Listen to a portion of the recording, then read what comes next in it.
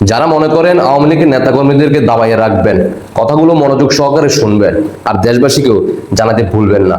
আওয়ামী লীগ, আমরাই আওয়ামী লীগ, কতজন সংখ্যা আছে বর্তমান বাংলাদেশে সেটা একটু হিসেব নিকেশ করেন।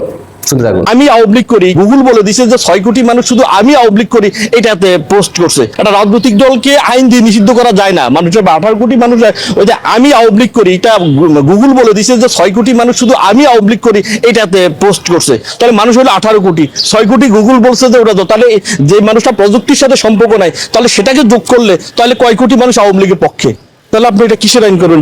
যেটা পার্লামেন্টের, যেটা মানুষের ফান্ডামেন্টাল রাইট, আমার আর্টিকেল, আমার মানবাধিকার লঙ্ঘন হচ্ছে। যেখানে মৌলিক অধিকার, যে কনস্টিটিউশনে যে মৌলিক অধিকারের কথা বলা হচ্ছে, তাহলে যে দেশের মানুষটা রিক্সাওয়ালা, ঠেলাগাড়িওয়ালা, আড্ডালি বাড্ডালি, চারপাশে পিয়ন, সে যে বিড়ি খায় সেখান থেকে ট্যাক্স দেয় গভর্নমেন্টকে, সেই লোকটা আওয়ামী লীগ করে, তাহলে সে তার টাকা রাষ্ট্র পরিচালনা হলে সে ভোটার অধিকার পাবে না, পাচ্ছে না।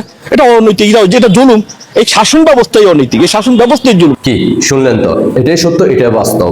আপনি মানতে যদি আপনার কষ্ট হয়, আমার কিছু করার নাই, তবে রাগ করেন না, কারণ রাগ করলে আবার সমস্যা।